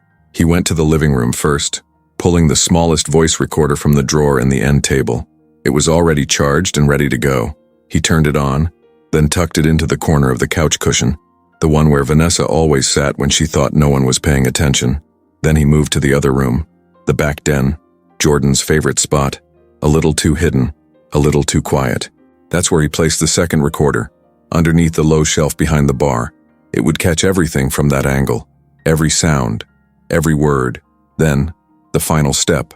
He sat down in the chair closest to the hallway, the one facing the large windows. He opened his phone and turned the brightness all the way down, then sent a single message. Let's talk tomorrow night. Alone. No lawyers. Just us. He sent it to Jordan, then waited. It took 3 minutes for the reply. Tomorrow night. You got it, just us. The trap was set. The next day was quiet. Vanessa barely looked at him. She didn't bring up the company, didn't mention Jordan. She acted like nothing had happened at all, like she'd never raised her voice or stormed out or called him a waste of space. That fake calm only meant one thing. Something was coming. Lena knew it too. She didn't say it out loud, but Ethan could feel her watching him closer than usual, like she was waiting for a sign. She made lunch, fixed the door hinge in the pantry, even brought him a new set of headphones she found on sale. All normal things. but her eyes kept flicking toward the hallway every time Vanessa passed through it. That evening, Ethan waited in the den again. Same chair, same spot. He even asked Lena to leave early. Said he was tired, wanted to get some rest. She didn't question it. She just looked at him a second longer than usual. "You sure you don't want me to stay?" He nodded. "I'm good. You need anything before I go?" He smiled. "Wish me luck." She gave a soft laugh, then left. The house felt heavy now. Too still. At 9:07 p.m., the back door opened. Ethan didn't move. He smelled Jordan before he heard him. That stupid cologne. Jordan didn't announce himself. He just walked in like the house belonged to him now. That's what he did. Filled every room like he owned it. "You alone?" he asked, voice low, casual. Ethan turned his head slightly. "Yeah." Jordan walked into the den, his shoes thudding softly on the wood floor. I didn't think you'd actually text me." Ethan kept his voice steady. "I figured it's easier this way." Jordan poured himself a drink from the bar. No offer to Ethan. No hesitation. "This has been tough on everyone," he said, sipping. "You most of all, obviously." Ethan said nothing. Losing your sight. That's not easy, man. But you're holding up better than I thought." He chuckled after that like he was trying to act like they were still friends. Ethan didn't laugh. Jordan sat down across from him. "You read the new draft?" he asked. "Skimmed it. And?" "I'm thinking about signing." Jordan's smile came fast. "Really?" "Yeah," Ethan said slowly. "I just want to make sure it's worth it." Jordan leaned forward. "It is. You'll be free. No more stress, no more board meetings or headaches. Just peace." Ethan let that sit for a second. "Peace sounds nice." Jordan sipped again. Look, I'm already handling most of it anyway. This just makes it official. Gives you a clean break." Ethan tilted his head. "And Vanessa?" Jordan paused. "She just wants what's best for you." Ethan raised an eyebrow. "Is that right?" "Of course." The room was quiet for a long moment. Then Ethan said, almost like it was nothing, "You've been in my room." Jordan froze. "What? You left your cologne behind?" Jordan laughed, but it was forced. "Man, come on. I've barely been upstairs." "Then you must have dropped your cufflinks somewhere else." Another pause. "Maybe it fell out of my jacket. These things happen." Ethan leaned back slowly in his chair. "I think a lot of things have been happening." Jordan's voice dropped a little. "You saying something?" Ethan didn't reply. Jordan stood up, glass in hand, walking over to the shelf behind Ethan, like he was suddenly bored of the conversation. "Look, man, don't get weird. We're friends. We're just trying to help."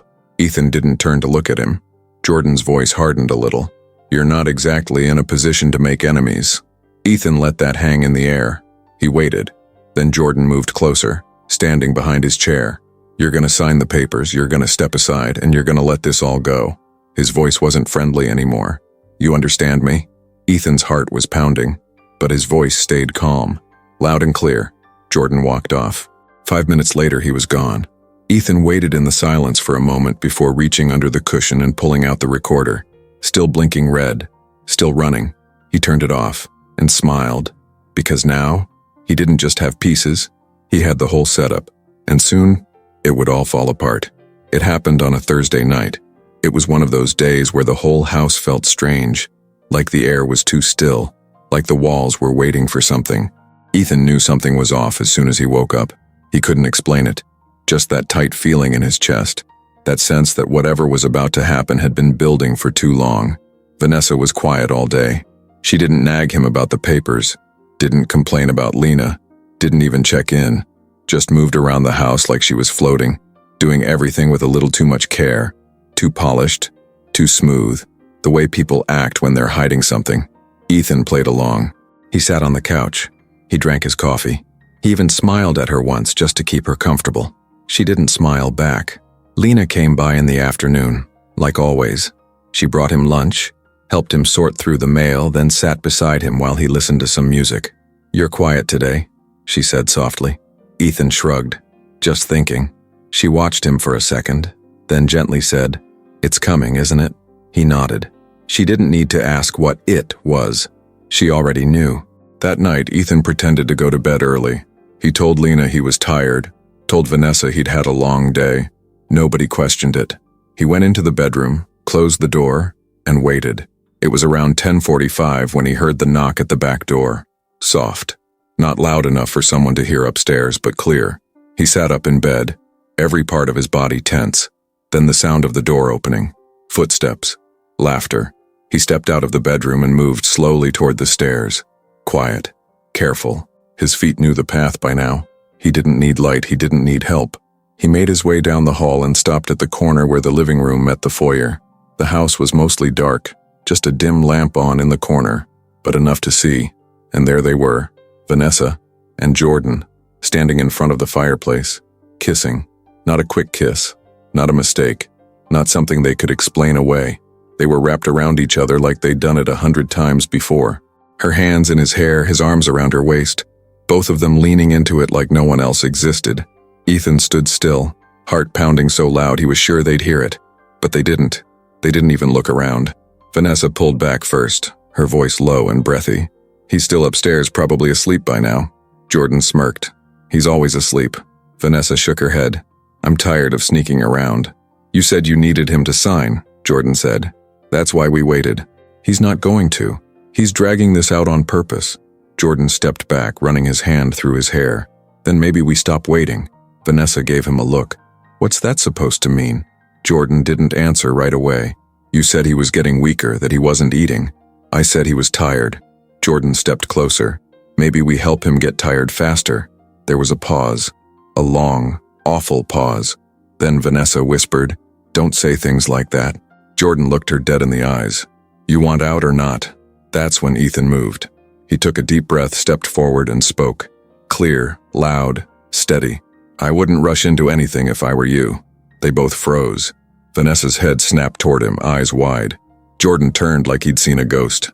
Ethan walked slowly into the room, every step deliberate. Jordan blinked, confused. Ethan kept walking straight toward them. He stopped just a few feet away, and then, without hesitation, looked Jordan right in the eyes. I was never blind. Silence. Vanessa's mouth dropped open. Jordan's face went pale.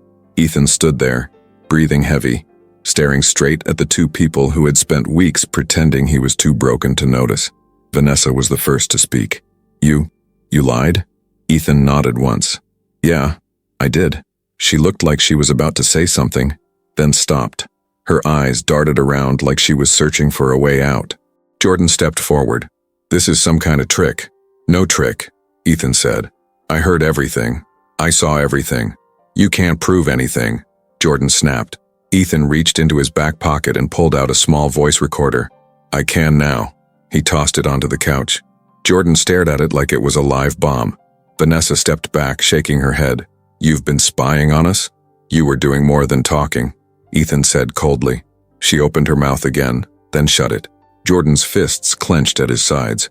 You're not going to get away with this, he said. Ethan smiled. I already have. Vanessa looked at him, face full of something between rage and panic. You were never going to forgive me, she said. Ethan shook his head. You never gave me anything real to forgive. She started crying, but there were no tears. Just the sound of someone who'd finally lost control of the game.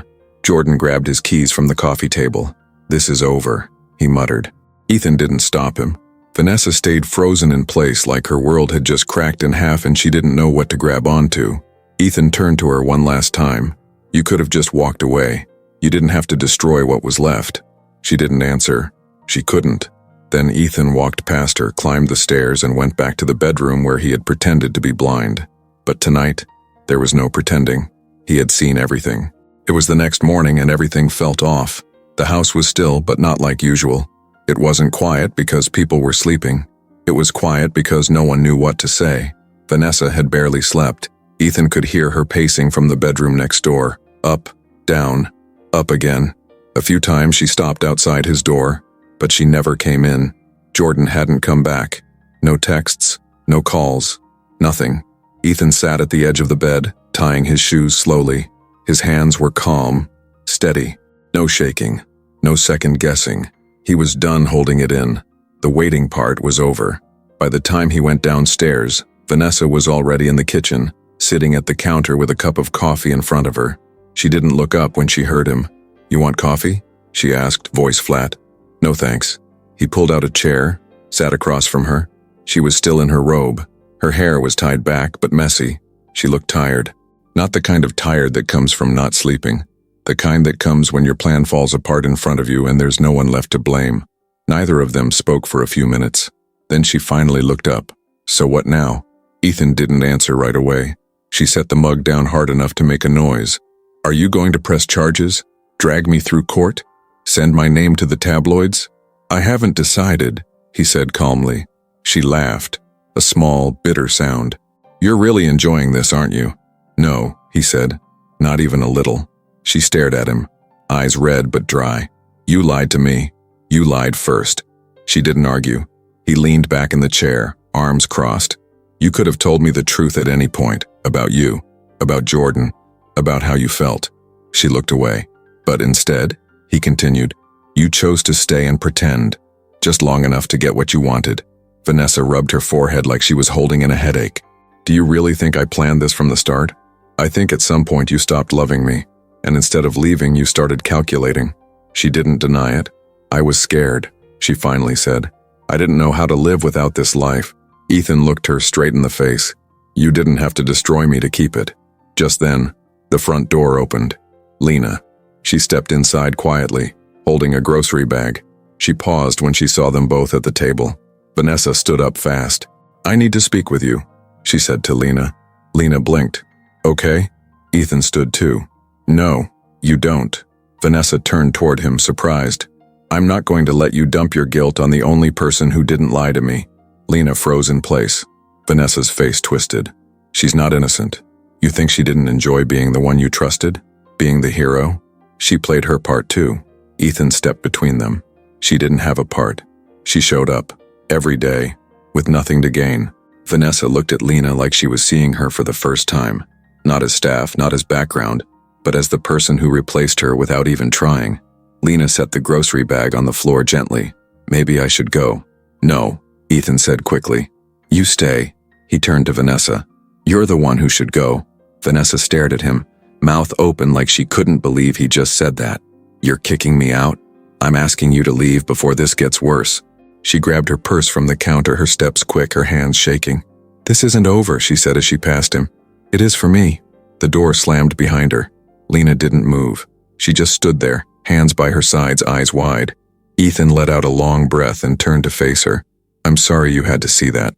She shook her head. You don't need to apologize. I should have said something sooner.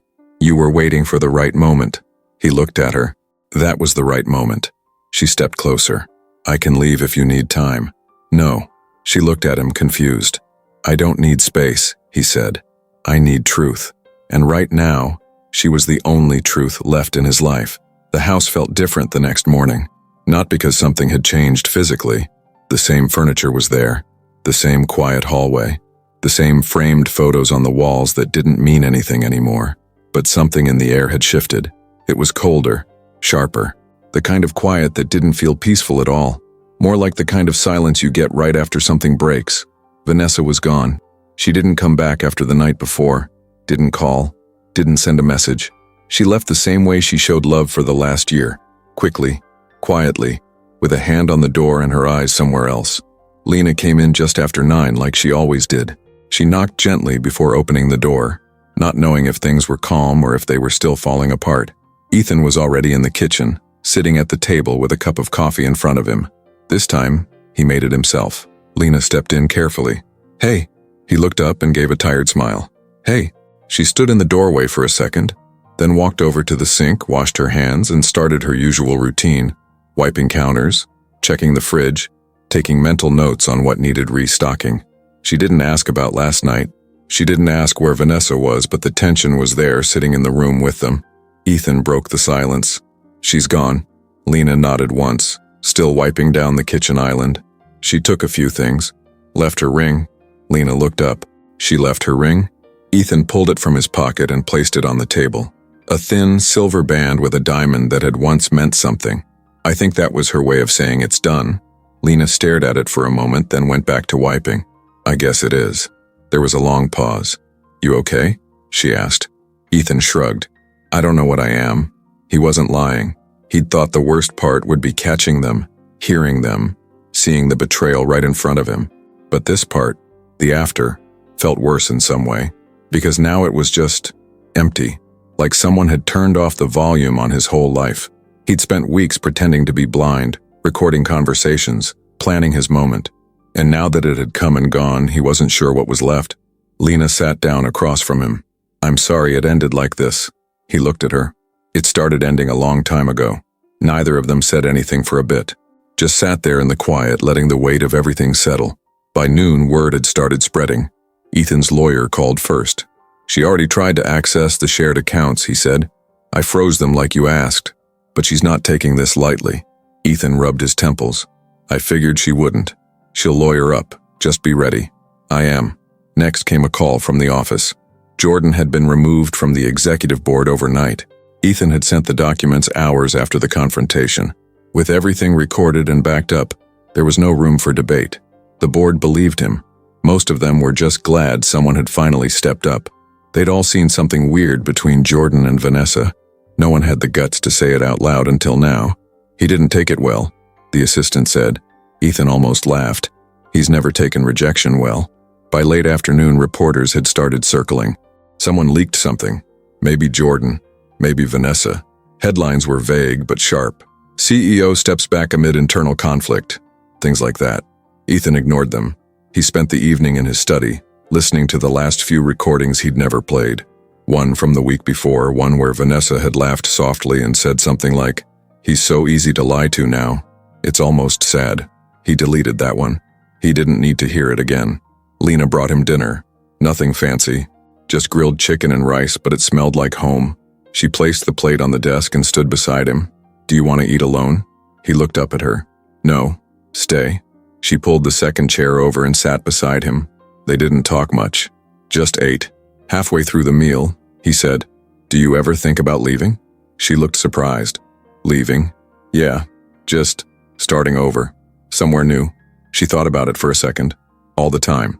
He nodded. She paused, then asked, "Do you want to?" He didn't answer right away. "I don't know. Part of me wants to run away from everything.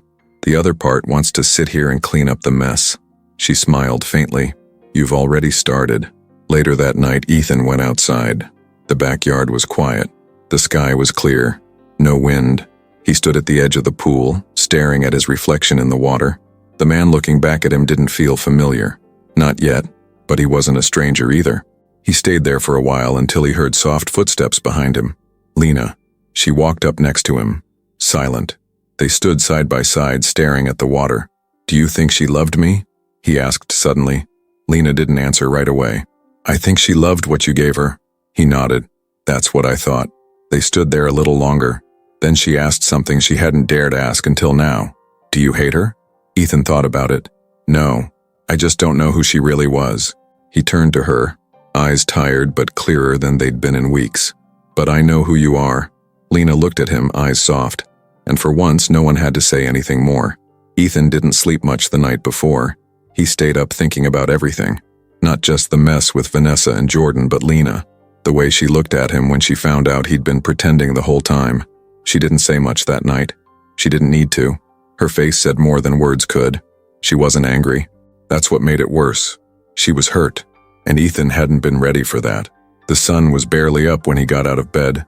He showered, got dressed, made himself breakfast. Not because he was hungry, but because he didn't know what else to do with his hands. By the time Lena showed up, he was already in the kitchen, sitting at the counter with a mug of coffee he didn't touch. She walked in like usual. Soft steps, hair pulled back, backpack on one shoulder. "Morning," she said. He looked up, met her eyes. "Hey." She started putting her things down. Keys, phone, notebook. The same routine she always did. But there was a different energy in the room. Not cold, just careful. Like they were both walking on something that might crack if they stepped wrong. "Did you sleep?" she asked. "Not really." She nodded but didn't push. She grabbed a sponge from the sink and started wiping down the counter. Her movements were slow, distracted. She wasn't looking at him. Ethan waited until she finished. Then he stood up. "Lena." She turned to him, hands still holding the damp sponge.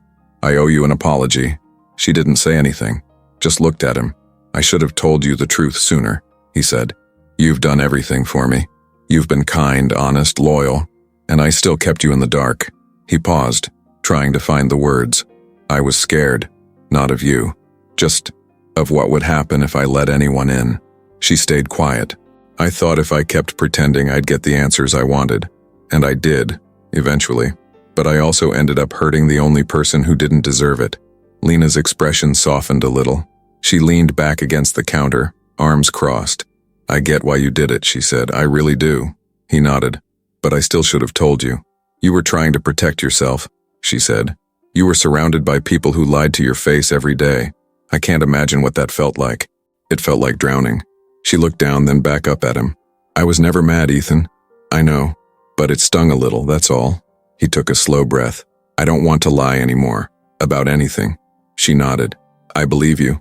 They stood there in silence for a few moments. Then she asked, Why now? He didn't hesitate. Because I want you to know who I really am. Not the version that needed saving. Not the guy pretending to be broken. Just me. She gave him a small, tired smile. I've always seen you, even when you didn't want me to. That hit hard. Ethan stepped closer slowly. I want to help you. With your dad. With school. With everything. But not because I feel sorry for you. Because I respect you. Lena looked down at the floor, then back up. I didn't stay because I needed money. I know. I stayed because something about you felt real, even when everything else didn't. He swallowed hard. You were the only real thing in my life. Another long pause. Then he said, I want to earn your trust back. You never really lost it, she said softly. But if you want to rebuild it, start with honesty. He nodded. Deal. She took a deep breath, then set the sponge down and walked over to him. I'm not going anywhere, she said, but don't shut me out again. I won't. They stood there, inches apart, and for the first time in weeks the house didn't feel heavy anymore. It felt light, clean, like someone had finally opened all the windows and let the air in. Ethan didn't reach for her. He didn't have to. She stayed, and that was enough. It had been 4 days since Vanessa left and 3 since Jordan disappeared for good. No calls, no texts, no visits, just silence. The house was finally starting to feel still in a way that wasn't threatening, the kind of stillness that meant peace, not tension. Ethan was sitting out back again, his usual spot on the patio, one hand wrapped around a glass of iced tea, the other resting on his lap. The sun was setting, and the sky was turning this warm orange that made everything feel softer, even the ugly parts of life. Lena was across from him, legs tucked under her in the chair, sipping from her own glass. She had taken off her shoes earlier without saying anything and propped her feet on the edge of the chair like she'd always done it. Like it was her space too. Neither of them were saying much, and that was okay. They were past the stage where silence felt awkward. Now it felt like something shared, like breathing in sync. Ethan finally broke it. You know I meant everything I said the other day, right? Lena looked over at him. I do. I've just been thinking about it more. About you. About everything. She lowered her glass slowly. What about me? Ethan stared ahead for a second before turning to face her. You were there when I didn't even know how to get out of bed. You didn't ask me for anything. You didn't expect anything back. You just showed up. Lena smiled lightly. That's what people do when they care. He nodded, but most people didn't. She looked down for a second, then back up. I'm not most people. No, he said softly. You're not.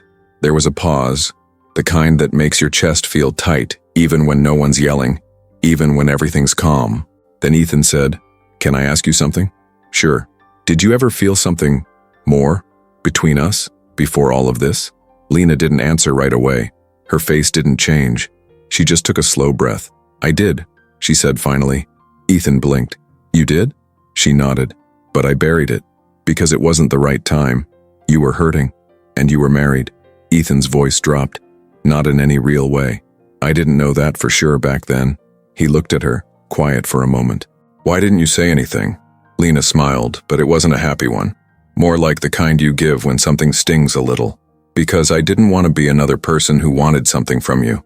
He looked at her like he was seeing her again for the first time. I never felt used by you. Not once. I know, she said. But I had to be careful. You were falling apart, and I didn't want to take advantage of that. You wouldn't have, he said. She turned her face away and stared out at the sky. I think, somewhere in my heart I knew. I knew I was falling for you. But I also told myself I was just being silly. You were rich, married, a mess. It didn't make sense. It makes sense to me now. She turned back toward him. I kept trying to act like it was just a job, she said, like I was just here to help. But every time you smiled when I walked in the room, every time you asked me to stay, it chipped away at that lie. Ethan let out a soft laugh. Every time you brought me tea and told me I wasn't alone, that meant more than you know. Lena's voice lowered. I didn't want to cross a line. You never crossed one, he said. You built something steady under me when everything else was crashing. She looked at him again. This time, really looked. I've never had anyone say that to me. Well, Ethan said quietly, I've never had anyone deserve it more. There was a stretch of silence after that. Not heavy, just full, like both of them needed a second to breathe. Then Lena stood up slowly, walked over to the edge of the patio, and stared out at the trees. The wind pushed through her hair, and the light from the sky made her look almost like someone from a memory. Familiar, warm, important. Ethan watched her. I don't want to mess this up, he said quietly. She turned to him. Then don't. He smiled, almost like a weight had been lifted. I don't know what comes next. I'm still figuring things out. I'm not asking you for anything, she said. I just want you to be honest with me, that's all. I can do that. She walked back toward him, standing close enough that he could feel the warmth coming off her skin. Then maybe we take it one day at a time, she said. Ethan nodded. One day at a time sounds perfect. They didn't hug. They didn't kiss. Not yet. They just stood there side by side like two people who had been walking toward each other this whole time without realizing it. And now that they were finally standing in the same place, there was nowhere else they'd rather be. The first morning felt strange. Not the kind of strange that makes your stomach turn. More like the kind where your whole body is adjusting to something new, something calm. Ethan woke up before his alarm. No nightmares. No fake blindness. No guessing what someone else might do behind his back. Just sunlight slipping through the curtains and the quiet hum of a house that had finally found peace. He stayed in bed for a while, not rushing, just lying there, letting the silence wrap around him without feeling like it was trying to choke him. He could hear Lena moving around downstairs. Soft footsteps, coffee brewing, cabinet doors opening and closing. It was her routine now, not as a maid, not as a helper, just as Lena, the person who lived here, the person who belonged. He got up, showered, and dressed without thinking too much about it.